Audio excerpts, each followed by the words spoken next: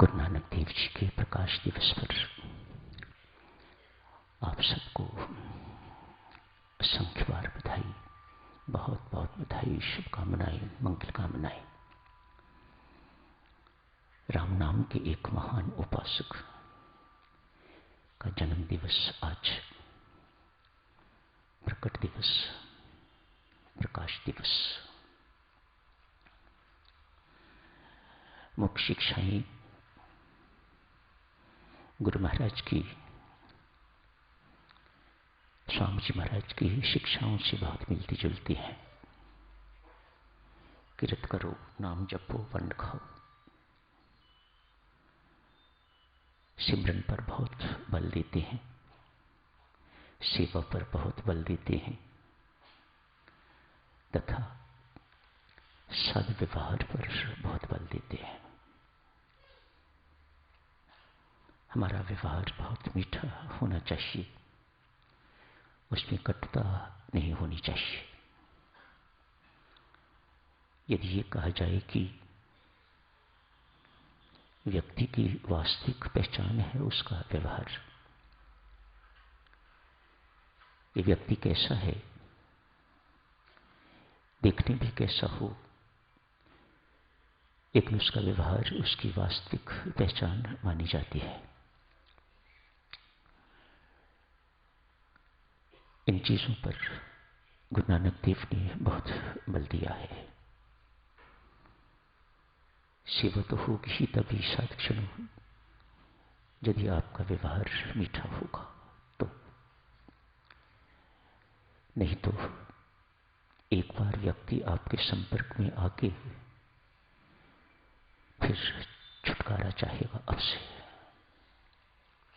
कोई मजबूरी हो तो दूसरी बात है, अन्यथा आपकी कटुता के कारण वे आपसे छुटकारा चाहेगा कि नहीं, इसके साथ मेरा पुनः संपर्क नहीं होना चाहिए, इसका व्यवहार ठीक नहीं।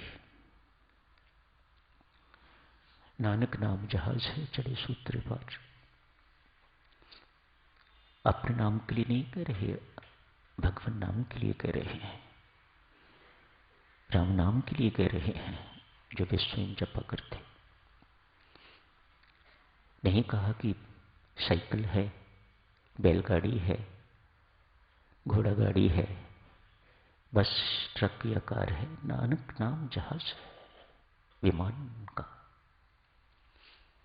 उच्चतम, हाईएस्ट स्पीड। नानक नाम जहाज है, जो इस पर चढ़ गया वह पार उतर के रहेगा।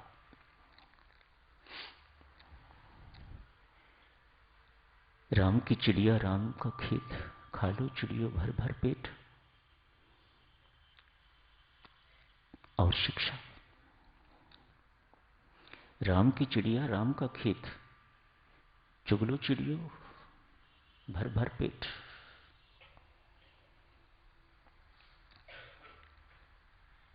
राम ही खिलाने वाला है, राम ही खाने वाला है। मैं कौन हूं मना करने वाला? खाने वाला राम, खिलाने वाला राम, मैं कौन हूं मना करने वाला? बहुत उच्च स्तरीय शिक्षाएं। आज उन्हीं का प्रकाश दिवस है। बहुत बहुत सबको बधाई देता हूं। कल शायद चर्चा चल रही थी, भक्ति प्रकाश से सेवक का प्रसंग स्वामी जी महाराज ने लिया था। सेवक कैसा हो, चर्चा चल रही थी।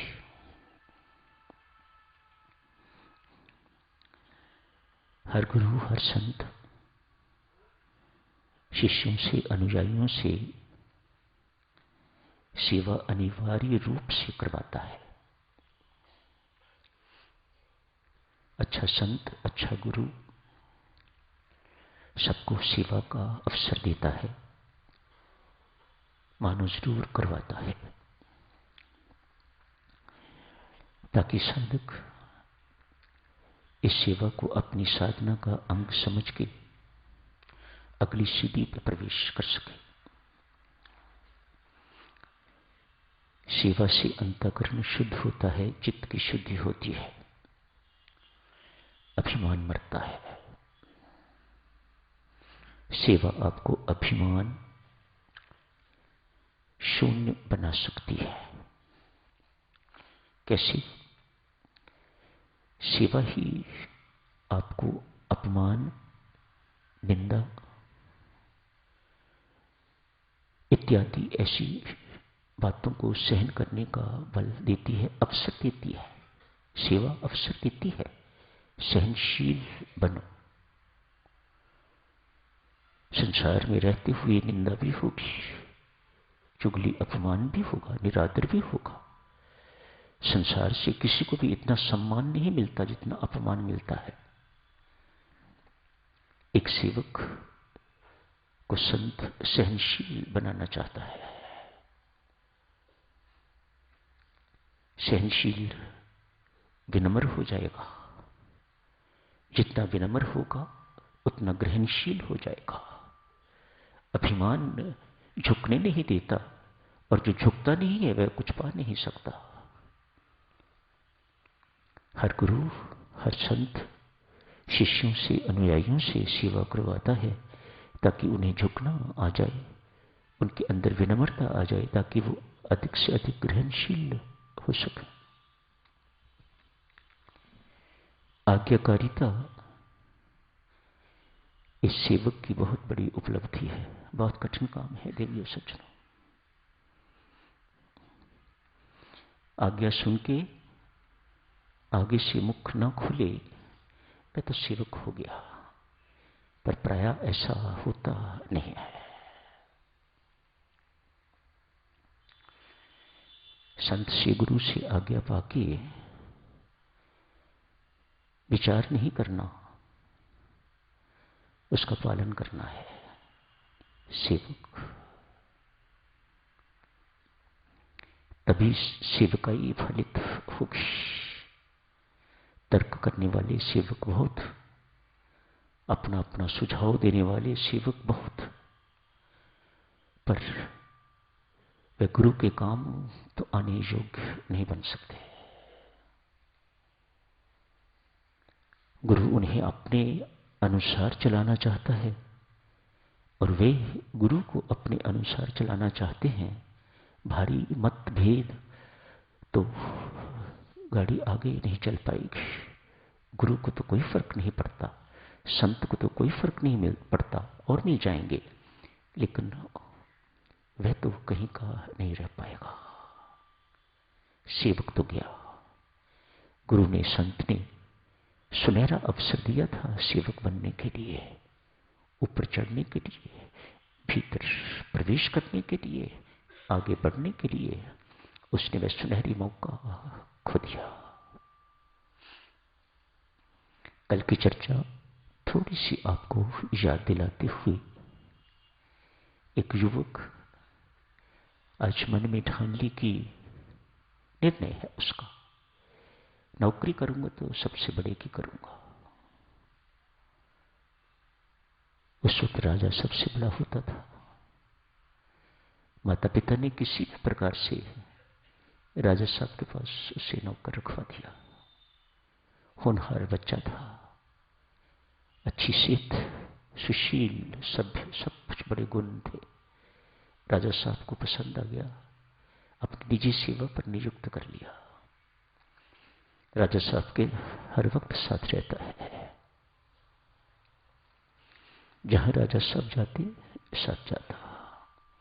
उनकी निजी सेवा, जैसे चरणों को दबाना है, टांगों को दबाना है, मालिश इत्यादि करनी, सब कुछ यही करता था। मतलब यूं समझिए कि बहुत क्लोजनेस आपस में। सेवक ऐसा ही होता है, उन्हें कहने की जरूरत नहीं पड़ती। सेवक स्वामी के हृदय की बात को झट से पकड़ता है, ऐसे बिना कहे। मानो ऐसे सेवक का मन और स्वामी का मन एक हो गए हुए हैं, और यही वो चाहता है। मेरा और तेरा मन मिलके दो नहीं रहेंगे, एक हो जाएगा, इतना बलवान हो जाएगा कि वह परमात्मा को अपनी ओर आकर्षित कर सकेगा। कैसे अवसर संत गुरु प्रदान करता है सेवक को, शिष्य को। कोई ना उसका लाभ ले सके तो फिर उसकी अपनी बदकिस्मती है। वर्ष के बाद ये छोटा राजा बड़ा राजा को रिपोर्ट देने के लिए जाता था। ये सेवक भी साथ गया है बड़े राजा के पास। छोटे राजा ने बड़े राजा को झुक के प्रणाम किया। ये कौन है जिसको आप प्रणाम कर रहे हो? मैं तो ऐसी की नौकरी करता था जिसको सब प्रणाम करते थे, पर कोई आपसे भी बड़ा है जिसे आप प्रणाम कर रहे हो? हाँ, ये मेरे से बड़े राजा हैं, तो मैं इन्हीं की नौकरी करूंगा, मुझे माफ करें। छोटे राजा की नौकरी छोड़ दी।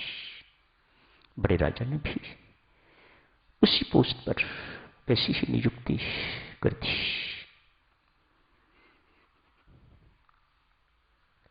होता क्या है इसको? ऐसी क्या इसको लौ लगी हुई है कि ऐसी लगन लगी हुई है इसको, ऐसी इसके अंदर चाह है कि जो सबसे बड़ा है मुझे उसी की नौकरी करनी है। क्या मिलता है इससे? कुछ नहीं, और कुछ इसे चाहिए भी नहीं है। यही देख के खुश होता है, जिसकी मैं नौकरी करता हूं उसके आगे सब झुकते हैं। मानो वह अपने स्वामी को आगे प्रोजेक्ट करना चाहता है, अपने आप को नहीं। मैं तो नौकर हूं, लेकिन मैं जिसकी नौकरी करता हूं, मेरे उस मालिक को, मेरे उस स्वामी के आगे हर कोई झुकता है। ये देख देख के बहुत गर्वित महसूस करता है, बहुत आनंदित महसूस करता है। सच्चे सेवक का चिन्ह। आज ये राजा साहब 2 साल के बाद, 3 साल के बाद राजाओं के राजा के पास वृंदावन गए हैं बांके बिहारी जी के दर्शन करने के लिए।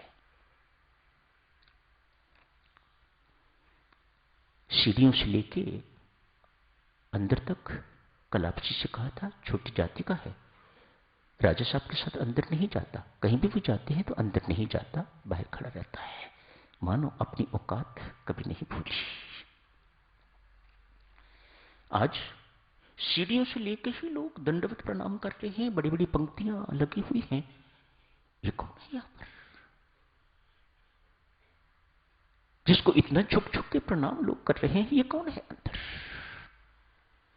ये बड़े राजा भी अंदर जा रहे हैं, इतनी सारी भेंट साथ ली हुई हैं, सो मेनी प्रेजेंट्स, टोकरे उठाए हुए हैं और भीतर जा रहे हैं। बड़ा सजा हुआ मंदिर है। कौन है इनके अंदर? दर्शन नहीं किए, नहीं, मैं भीतर जा नहीं सकता। राजा साहब से पूछा, कौन है अंदर? अखिलेश। राजा साहब ने कहा, अखिलेश, अखिलेश्वर, अखिल ब्रह्मांड का जो ईश्वर है वह अखिलेश्वर अंदर है। राजा साहब क्षमा करें, मैं आपकी नौकरी छोड़ता हूं, मैं इन्हीं की नौकरी करूंगा। वत्स, इनकी नौकरी ब्राह्मण कर सकते हैं, गुसाई कर सकते हैं, पंडे कर सकते हैं। जैसी तू हमारी करता रहा है, तुझे ये सब कुछ करने की इजाजत यहां नहीं मिलेगी। कोई बात नहीं, जो वो कहता है कोई बात नहीं, बाहर द्वार पर तो मैं खड़ा हो सकता हूं। हाँ, पुजारी गुसाइयों से बात की, क्या इसको बाहर खड़े होने की इजाजत दोगे? हाँ देंगे। बाहर खड़ा रहना शुरू कर दिया। ये राजा साहब अपना मत्था टेक के प्रसाद लेके वापस चले गए। युवक, मानो ना छोटे राजा के साथ कोई चिपकाहट थी, न बड़े राजा के साथ ही कोई आसक्ति है। अनासक्त होके अपने लक्ष्य को बहुत अच्छी तरह याद रखने वाला सेवक, सबसे बड़े की मुझे नौकरी करनी है। दिन भर खड़ा रहता है। कब राजा बाहर निकलते होंगे, मुझे दर्शन होगा। अनेक दिन व्यतीत हो गए, राजा साहब बाहर नहीं निकले। ये प्रतीक्षारत है, कहीं ऐसा तो नहीं मेरी ड्यूटी जब खत्म हो जाती है उसके बाद सेकंड शिफ्ट में ये निकलते हो। अतएव आज से दिन रात वहां रहना शुरू कर दिया है। I don't want to miss him. रात को बाहर निकलेंगे तो रात को दर्शन करूंगा। अनेक दिन फिर बीत गए, राजा साहब बाहर नहीं निकले। मन में हुआ कहीं ऐसा तो नहीं कि जिस वक्त मेरी झपकी लग जाती है उस वक्त राजा साहब निकल जाते। आज निर्णय ले लिया, आज से सोऊंगा नहीं। लगन, लक्ष्य प्राप्ति की लगन। कितनी कठिन बातें हैं, इतनी आसान नहीं। हम सुख सुविधाएं भी भुगतते हैं और ये भी चाहते हैं कि हमें लक्ष्य की प्राप्ति हो जाए। देवियों, कोई मेल सज्जनों नहीं बैठता। तप का मार्ग, तपस्या का मार्ग, त्याग का मार्ग, और हम जिस चीज को पकड़ते हैं उसे छोड़ने का नाम ही नहीं लेते। राजा से कोई आसक्ति नहीं, छोटे राजा से कोई आसक्ति नहीं, बड़े से कोई आसक्ति नहीं, किसी से कोई आसक्ति नहीं। एक ही से आसक्ति है जो सबसे बड़ा है, उसकी नौकरी बननी है। राधाष्टमी का दिन है आज। मंदिर सज के फूल ही फूल सजा हुआ है। बांके बिहारी जी का मंदिर।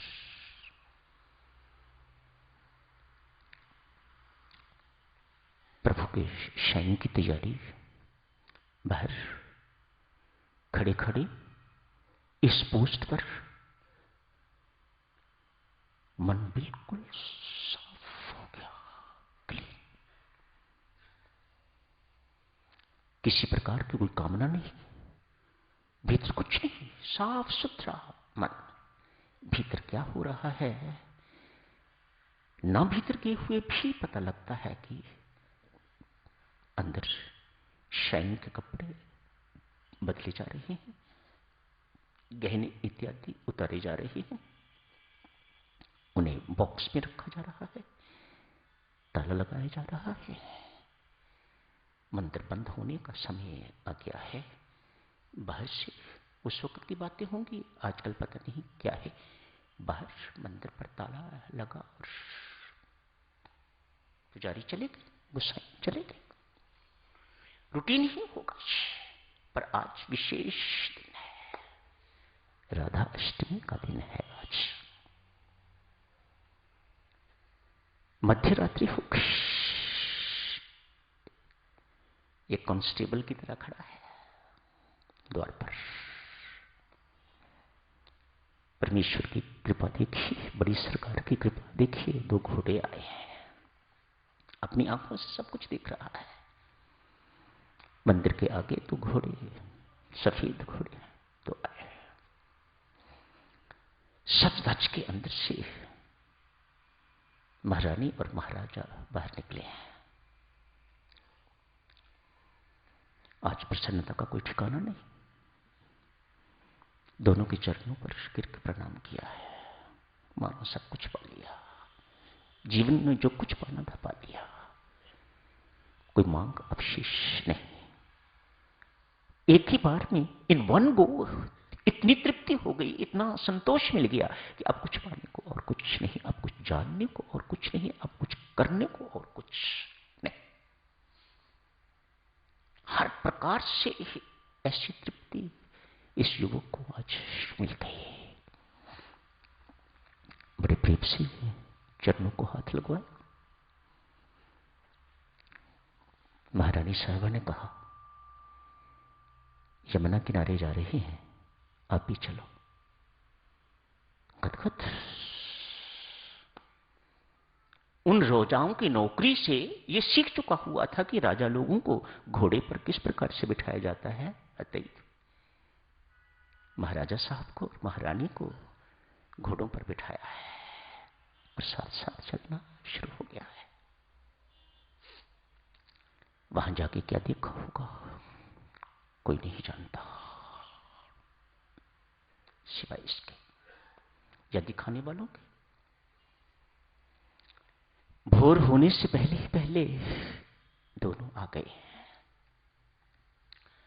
महारानी बहुत प्रसन्न है इस युवक पर, अतएव अपनी एक पायल उतार के तो उसे दे दी है।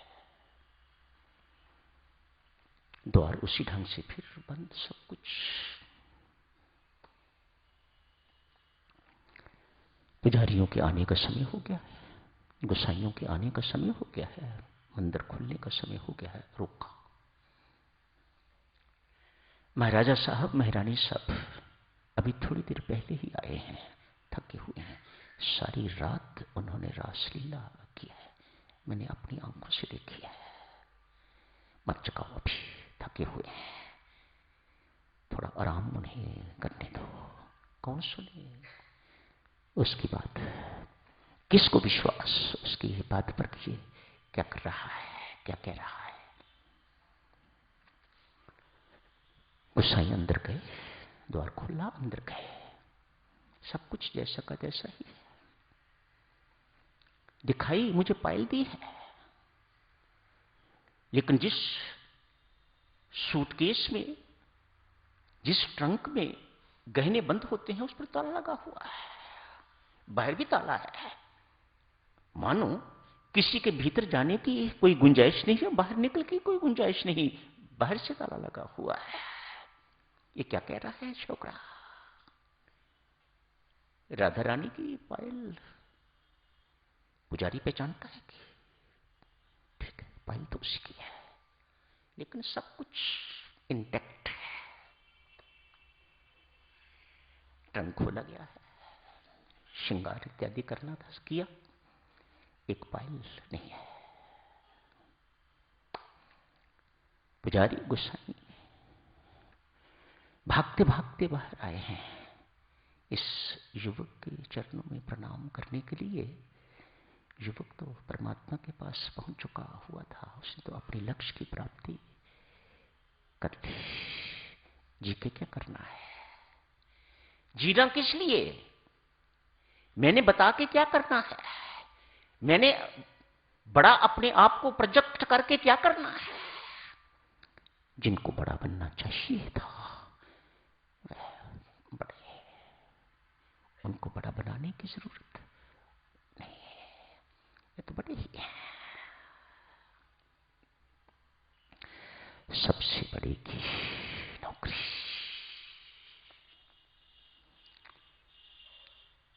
क्योंकि ये बात सत्य है बेटा, इसलिए इतनी सी बात हमारे भावों में आ जाती है। मैं बैंक की नौकरी नहीं करता, मैं स्कूल की नौकरी नहीं करती, मैं कॉलेज की नौकरी नहीं करती, मैं परिवार की नौकरी नहीं करती, मैं दासी बड़ी सरकार की, मैं नौकर बड़ी सरकार का। इतनी सी बात जीवन में आ जाती है तो जीवन धन्य अति धन्य हो जाता है। सब कुछ परमात्मा का मान के सेवा करना, नौकरी करनी बहुत बड़ी बात है। अपने परिवार की नौकरी तो मानो सत्य से उतने ही दूर, बड़ी सरकार की नौकरी है सत्य के उतने ही पास, और जितने सत्य के पास उतनी ही शांति, उतना ही आनंद। सत्य से जितने दूर उतना दुख, उतनी अशांति जो हमारे भीतर है, जो हमारे पास है। दुख एवं अशांति, तनाव इत्यादि इत्यादि, चिंता। क्यों? हम तो अपने पति की नौकरी करते हैं, हम तो अपने परिवार की नौकरी करते हैं, बड़ी सरकार की नहीं।